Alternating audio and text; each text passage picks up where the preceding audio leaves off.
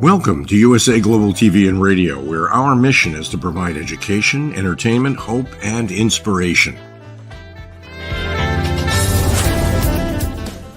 USA Global TV and Radio connects you with experts and audiences all around the world every single day to help you succeed in business and to live a richer life. Visit us at usaglobaltv.com to learn about career and life-changing training and mentoring programs like the Listening Mentor. Subscribe to our newsletter to stay informed about our special programs and offers. Discover how you can become a guest on one of our shows or a host or producer of a USA Global TV and Radio show of your very own. That's USA Global TV and Radio, where the doctor is always in.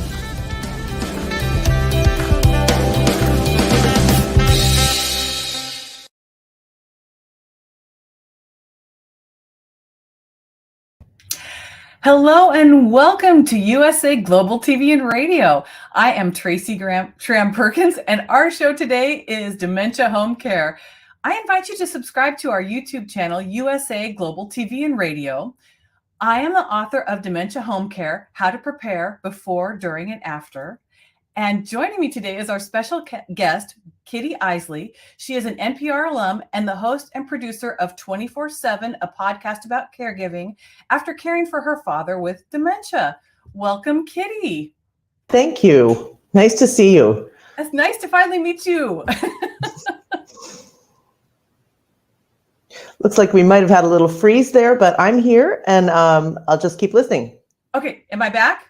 You're back. Visual. Oh, yep. Sorry about that. It's okay.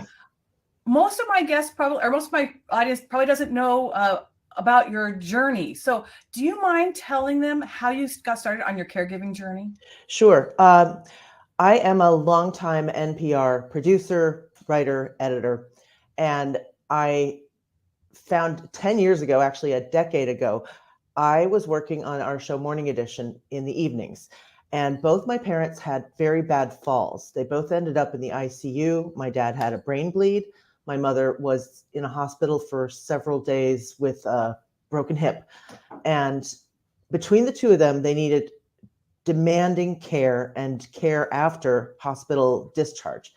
Because I was working evenings between my sister and myself in this area in suburban Washington, it sort of became a default for me to manage the ongoing after effects and their needs after this big kind of catastrophic incident for both of them. So it very quickly became evident that I had two parents in their 70s who I didn't think of as that old, but that on a dime, your life can change and you are required as a family member to step in and step up and make sure that two people who can't entirely care for themselves are cared for. So that kind of kicked everything off. And my mom passed in 2016, and my father's health really declined.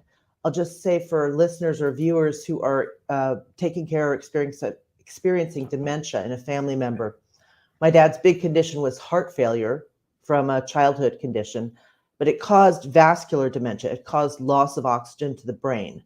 So, as you watch things kind of moderately not add up, you notice strange things happening, unexplained problems, accidents, difficulties. You don't necessarily go, oh, somebody's got dementia. But as those accidents or difficulties or complications start to get more dramatic and start to add up, it's clear that for some adults as they age, cognitive issues are going to become a much bigger challenge. And in our family, there were both physical issues that meant inability to do all what are called the activities of daily living, to take care of oneself, drive, cook, operate machines like microwaves or can openers, or take care of financial duties in a prompt way. All of which means at a point after a very serious hospitalization for my dad and some time in an assisted living place, his condition didn't look too good, and it just made more sense for me to come back to this house. I'm in a childhood house because it only looked like he had maybe 6 months left. And my sister and I talked about this and thought, what's going to make him happiest and safest and provide a kind of quiet end that makes him feel comfortable. To our surprise, he actually stabilized and he lived another 3 years, during which we all hit COVID and his condition declined, but he was manageable. So it meant that I was now providing care kind of around the clock, and eventually hired someone, but still was in charge of all the evening care and weekend care. And that became my primary obligation for the last 3 years.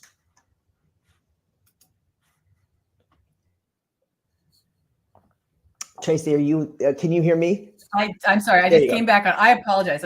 I seem to have issues with my line here, but I can totally relate to what you were feeling, having those 3 years where you were the primary caregiver, and yes, you had some help and you had your sister. And I believe in some of your podcasts that we are about to talk about here in a few minutes, you even,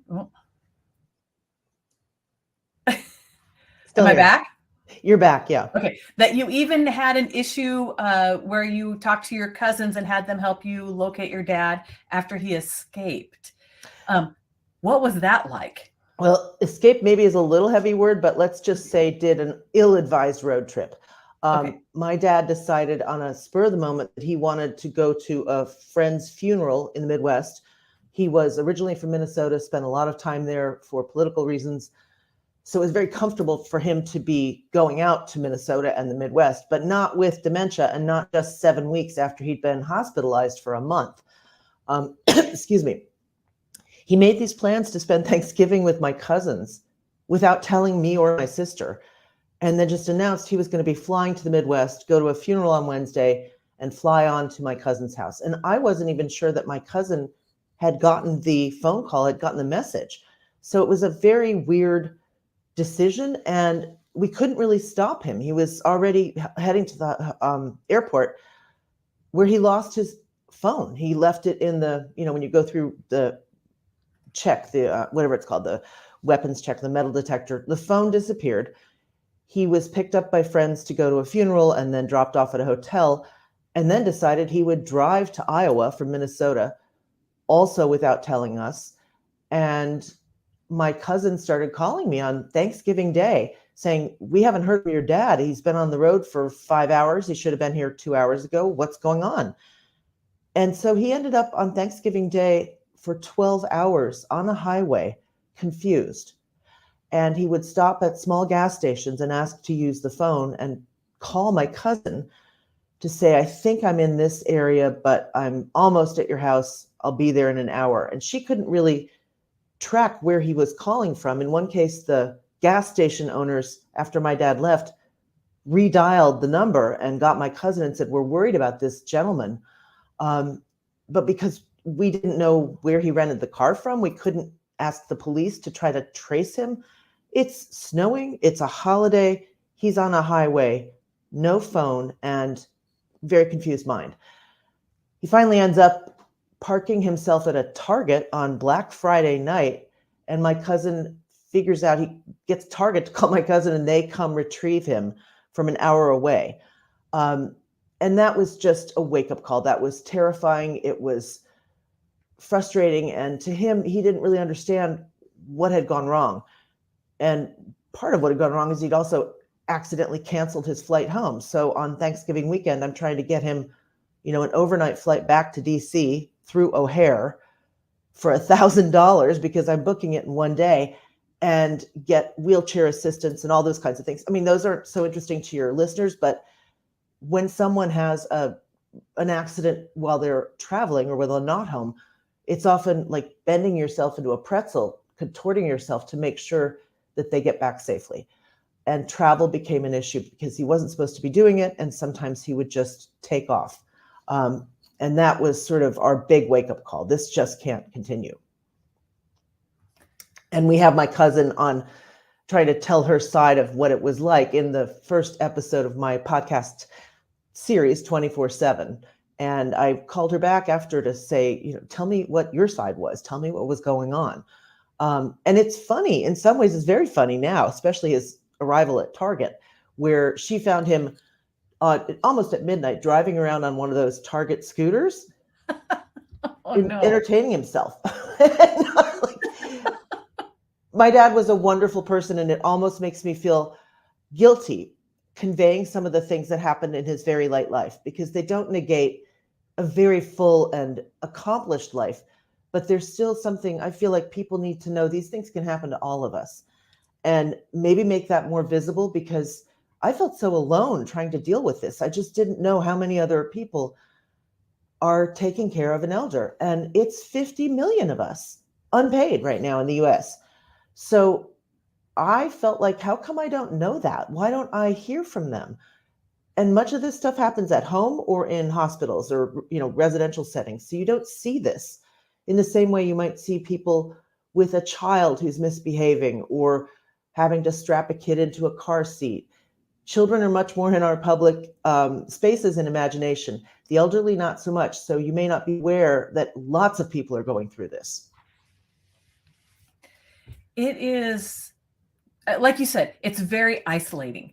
Yeah. I myself had the same experience where I didn't know other people were going through it or how to deal with it. And I started talking to my neighbors, and they were going through the same thing. And it's an interesting thing. I had 7 families in my neighborhood that were all doing dementia care at the same time, and none of us knew.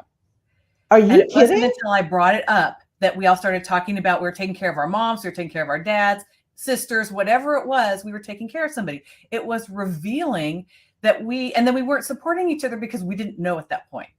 So I can completely understand. Go ahead. I'm nodding in agreement very much, and impressed that you found these folks and recognize our need to support each other. Well, I am one of those people that community build, and so I started our neighborhood watch, and I did a few things like that because I didn't want, if we bought the family home, and my aunt lived here by herself for a number of years, and I did not want her to, what happened to her happened to the rest of the neighborhood, where we had a major snowstorm. The power was out for a week. She had no place to go. We couldn't get to her, but our neighbors across the street, God bless them, they took her in and they kept her warm. And then she would go home and make sure that nothing happened to the house. And then she'd come back and stay with them. And she was in her early 80s when that happened. So I didn't want anything happen like that again. Very wise of you to see that, and God bless the neighbors. Yeah, I'm very lucky. Having that kind of a neighborhood. But this leads me to the point of past. Can you repeat that? This leads me into what made you do your podcast? How did you choose to do that? I was working a lot of projects for various public radio enterprises, a lot with NPR that were project-based, not go in and run morning edition at night. And one of the clients was Texas Public Radio. You'll see the little logo on the upper right side. And I mentioned to them, I started keeping a little bit of a diary on my phone because I couldn't think of this as something that I wanted to share publicly in a day-to-day way. I felt like I needed to have some control and not expose my dad really quite as nakedly as maybe some people are doing with YouTube or with rather TikTok. And so I just thought I'd better take some notes. And I actually was writing quite a bit, but I thought, if I don't do something on this with a radio background, that's crazy. So why don't I tape a little bit of what I go through and focus it on the caregiver so I don't expose my dad as a problem. I mean, the whole situation is really difficult, but I didn't want to make him, I really felt like I didn't want to have somebody I love and care about deeply be exposed at his worst moments. So I was pretty cautious about the taping I did, and literally on right now, my iPhone, just recording it, and decided I'll focus it on the caregiving, not on the person whose dementia is affecting their life. And I mentioned it to Texas Public Radio and said, I'm just kind of knocking around with some of these ideas. And I'm so desperate. I'm literally calling people I know saying, how did you do this? Can I interview you? Because I am so at sea. I don't know how to handle the decline in friendships. His social life was very limited before COVID even, because he couldn't get downtown and see people that he normally would have seen. So I became like a social director almost. I had to help him continue his friendships. People wanted to stay in touch, but they didn't know he was at home. How do I handle his increasing medical needs? I didn't understand whether I should talk to him about dying. Like, I don't know. We've had so many emergencies. Do I need to have him help understand what he's thinking? In one case, I found a very difficult time in the hospital trying to give him a shave. He was there for 3 weeks, almost 4. My sister and I felt like, he just doesn't look or feel like himself. He probably wants a shave and get his hair washed. But for a lot of reasons, that wasn't possible. We tried to do it for him, and it was just a mess. And I later found out there's actually a razor that's designed for families to more easily shave a loved one, especially if you've never done it. Trying to reach across and give someone a shave is really awkward. I interviewed the engineer behind that razor. Like, that's so logical, but I wouldn't have known about it or thought of it because it's not in my wheelhouse to go, oh, I might have to give someone a shave. I never thought of that. So in taping some of these, not knowing what I'd use it for, I had a batch of basically small interviews with people trying to answer my own questions. And when I mentioned that to Texas, they said, let's take a shot at this. Let's just try something fairly easy and use your diaries.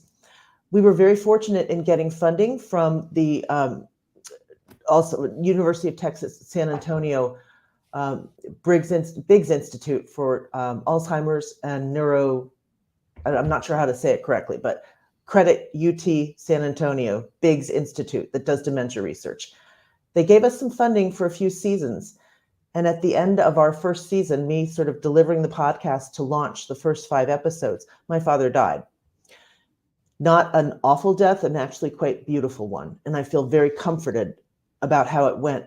But it also meant we had a different setup to do another few seasons. And that became more of me interviewing other people about elements of dementia, of caregiving, and how I could understand it in an artistic sense. Had people written or made movies about or thought deeply about what it means to care for people as they age?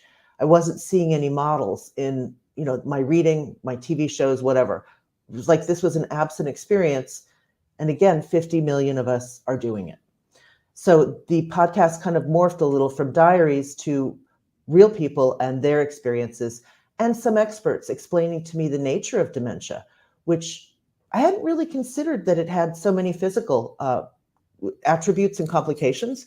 So the second and third season, which are 5 and 6 episodes, are sort of me informing myself more, and I hope listeners as well, both the intimate experience of caregiving and specific slices of what happens when you have to take care of someone, whether it's the financial landscape that we don't have created very well for long-term care, or the physical manifestation of dementia in balance problems, in vision problems.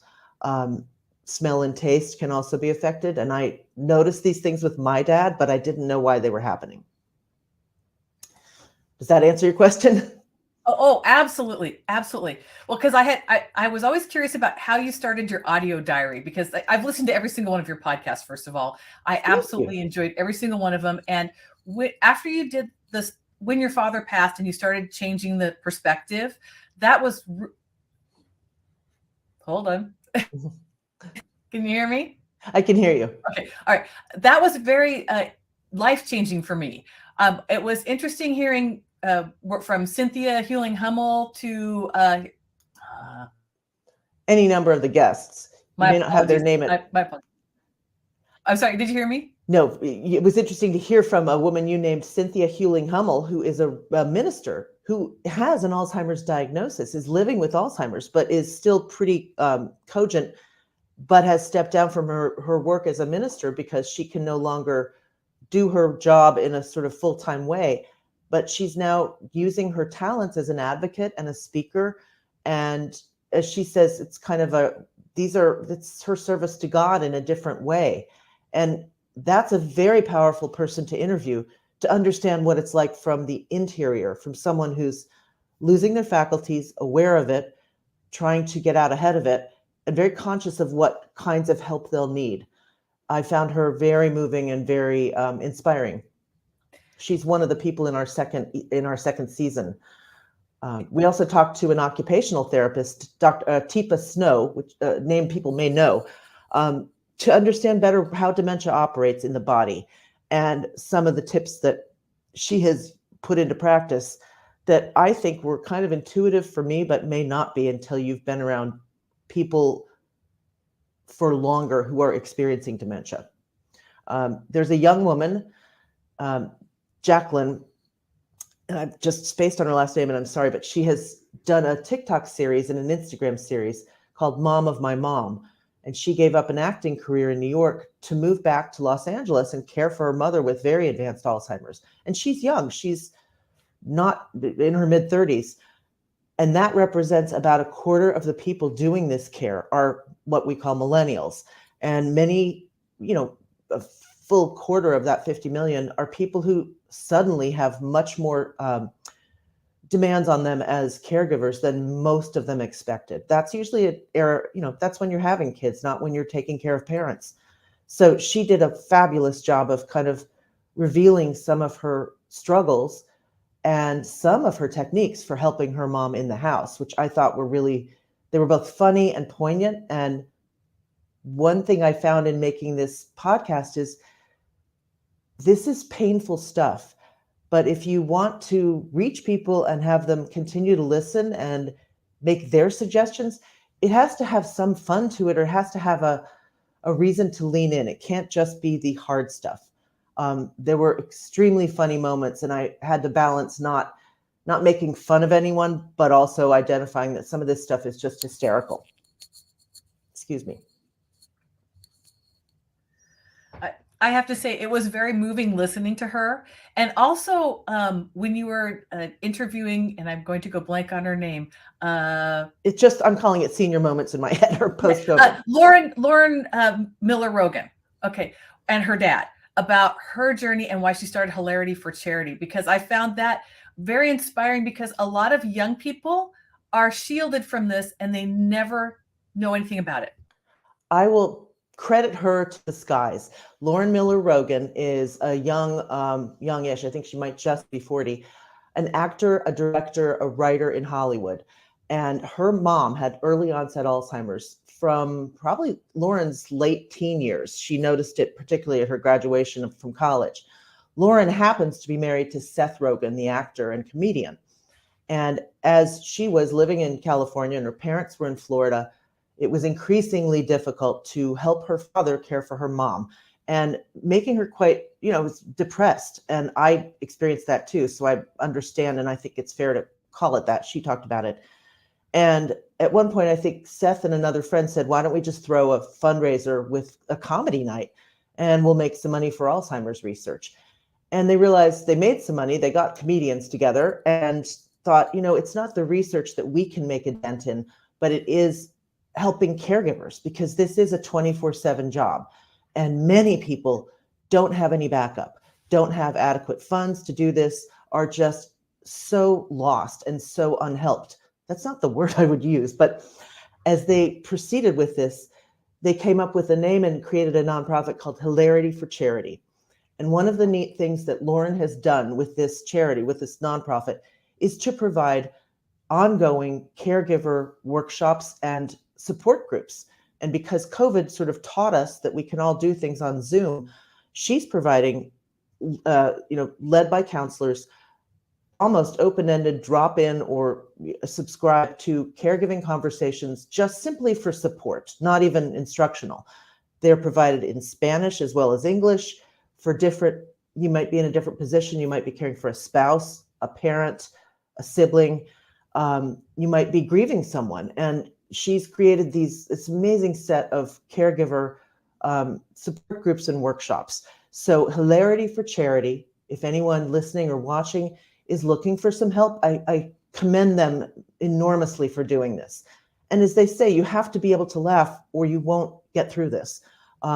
There are other people in this season of my podcast that are using improv techniques that they learned as comedians to deal with an elder who has dementia. How can they respond to that person's need without correcting it or denying it or making it seem kind of crazy? They just lean into the experience and try to guide the behavior.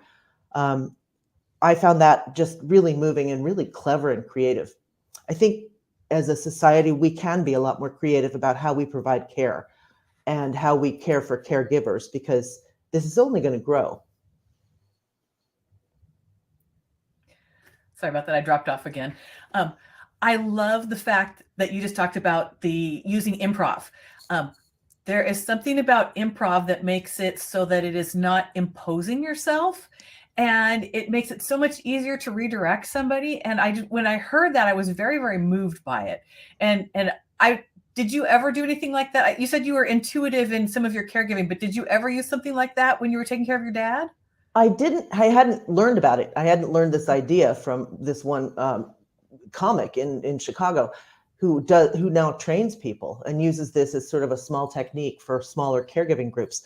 I think I read a lot about how to respond to people. Honestly, I was reading more about like kind of end of life care, because so many emergencies seemed like we were almost at that moment. And I wanted to know how to talk to my dad about it, or how to listen to him, I guess is a better way, and how to provide whatever care he was going to need. So in a funny way, I think many people, at least for me, and I've heard this validated really, you're in this sort of period of grieving the person that you knew as they are disappearing. And a lot of my thinking and reading was to support myself a bit in that, because I was just honestly so depressed.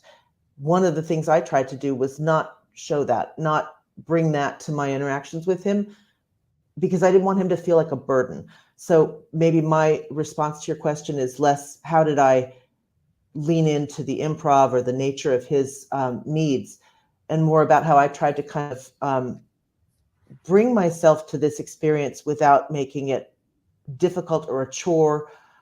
And when I chose to do it, I thought he had 6 months left. And I thought, all right, this is 6 months where I can do one thing. I can help my dad at the end of his life.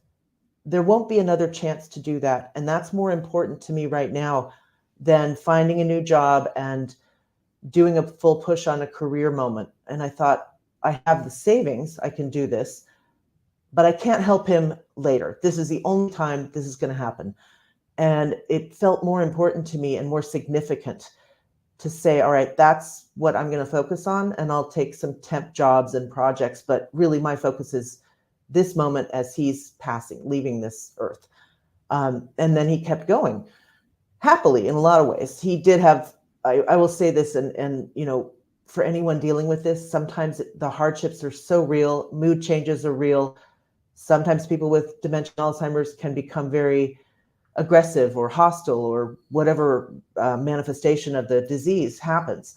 That didn't happen for my dad, and he just had such an optimistic temperament in general, and I was really grateful for that. So I tried to rise up to that and sort of meet him with equal positiveness. In a lot of ways, he gave me that as a model. I don't think even intentionally, but I had to think, if this guy is meeting his hardships with a positive attitude, with a smile, with an effort to keep doing things, then that's my model for how I have to come into this.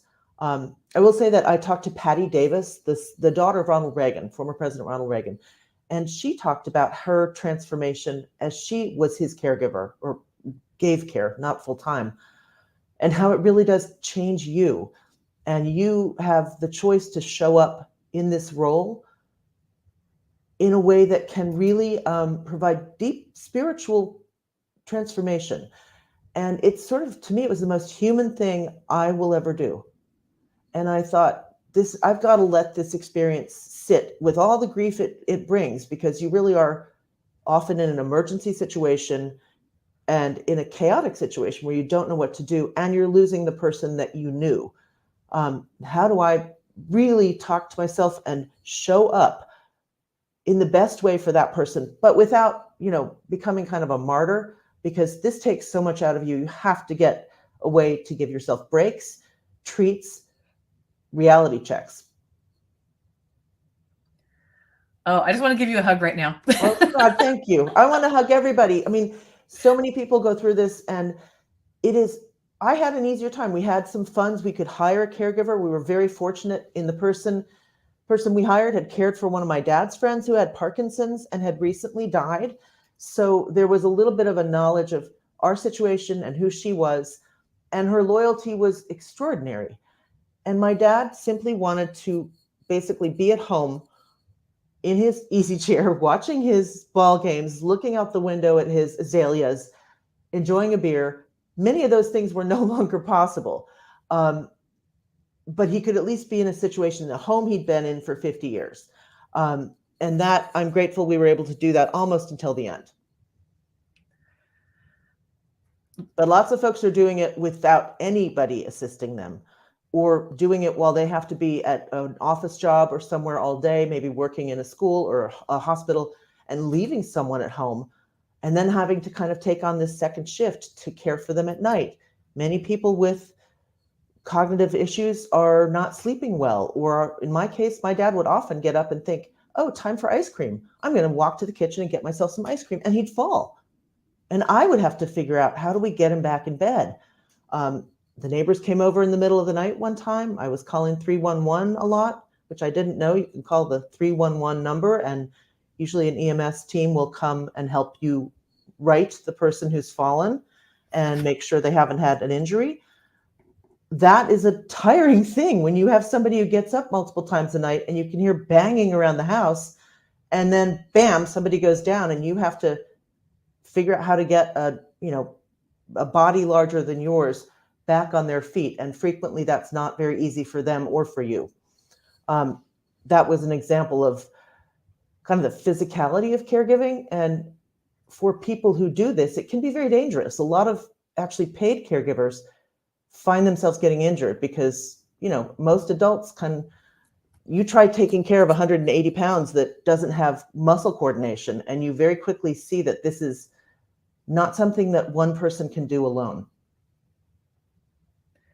So what kind of advocacy are you doing now, or are you doing any advocacy? I would not say I'm advocating, because I took a break. I took a hiatus. We did the last episode, or the most recent episode, published on December 31st. This spring, I had other work I had to get done. And as you can see behind me, maybe, there's an empty bookcase. I'm in an 80-year-old house that needed a lot of work, and it just had to get done. Whether I stay here or whether we sell it, this was, again, many people see this with older family members, deferred maintenance, or things that parents didn't even know were going on, leaks, problematic siding, things going on in the yard, trees that need to go. All the things many people take care of as a routine often fall off when somebody has cognitive loss. So that was sort of this period. I had other work I had to get done, and then this house had to be almost top to bottom, not remodeled, but simply, rehabilitated. So we just finished painting, and I can't quite show you, but there are no books on the shelves, there are no pictures on the walls. And we're just trying to kind of resettle, and having gone through most of the post-death activities you need to do to settle someone's estate, which is a lot of paperwork and a lot of time. That was kind of my period of this winter. And now this summer, I want to get going and get some more of these podcasts up, and also hear from people about what they want to hear, because I have plenty of things I wasn't able to get on the air after my dad died. Dealing with finances is one. Preparing for death, which is, an action. It's the body is very active in order to die. I didn't know that, but I was learning kind of what ways I could be helpful and also take care of myself. There's an awful lot about how our institutions do or don't operate that maybe goes down a little like vegetables when you hear it on the radio. I used to edit loads of things at NPR, and I would tune out when it came to Medicaid or Medicare. That's for old people. I'm not that interested. Well, now I know how much it matters. But my job is to try to make that something that you want to lean in and listen to more. Tax law comes into play. Whether or not you have adequate institutions in the places you live. Lots of more rural places don't have adequate elder care facilities or enough people to do in-home caregiving, to hire outside. I've known plenty of colleagues who have family in more remote places or smaller towns where there simply isn't the care that I was able to access outside Washington, D.C. So hopefully I can get that up and running this summer. Please excuse my clumsiness here. And I'm not positive if we're still on, but I can Eisele. You're still see with that us. you're. I launched a podcast about how I took care of my dad as he aged. Nothing could have prepared me for becoming a parent to my parent. Okay, Ernest Hemingway, here's your mug that says Ernest Hemingway on it. Okay, good. Be sure to drink your Ensure, and I'll make you a milkshake later. Okay. Becoming my dad's caregiver changed my life. Sometimes it was unspeakably hard. It also left me profoundly grateful. It made me reconsider what makes up a good life and how I could listen to my beloved dad so he could have a good death.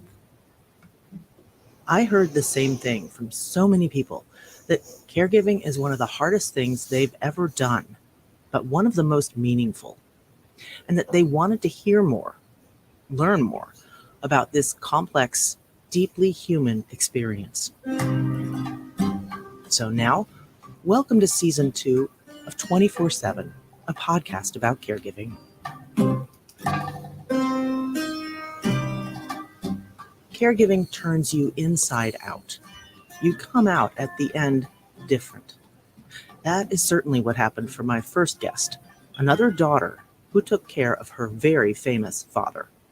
I, Ronald Reagan, do solemnly swear that I will faithfully execute the office of President of the United States. that I will faithfully execute the office of President of the United States. That, of course, is our 40th president being sworn into office. So help me God. Now, I congratulate you, sir. In 1994, 5 years after he finished his second term in office, former President Ronald Reagan was diagnosed with Alzheimer's disease. For the next decade, until his death, his daughter, Patty Davis, was intimately involved in his care. I apologize, but I think I actually hit the button that made that play while I was trying to mute myself. So I know we have very little time left, and I apologize, but listeners get a taste of the podcast, and that wasn't even intentional. It just, I was trying to scoot the screen around. So I hope that's useful. And if anybody can make use of this, you can find my podcast at Texas Public Radio. You can also find it on the NPR One app. So NPR as a carrier is putting this up on its app, NPR One. But let me give it back to you, Tracy, because I know we're coming up short on time. And again, that was not intentional. I hope folks could hear it and that it was useful. Oh, that was completely awesome. I cannot tell you how wonderful that was to give you that time. Must have been Kismet. That's Dad talking. Okay, so I apologize. I seem to be losing my line again. But I want to thank you so much for coming on the air today and sharing your experience with us, because through shared experience, we find out that we're not alone. And I do want to ask you one quick question. Have you ever gone to a death cafe? I have not. I've heard about them. And I think I felt so enmeshed in death. But, I think it actually is a really interesting idea and really powerful. So it may be something I look into. That would be very, very interesting, because I find it a kind of cathartic being able to talk to people about it, because unless you've experienced it, you don't know. And it's not so scary. It's natural. It is scary, but it's as powerful as birth for the family going through it. And it has much more sadness, but I think there can be a great deal of spiritual peace that can come when you really understand and face what our time on the earth is limited. Truly, truly. It is.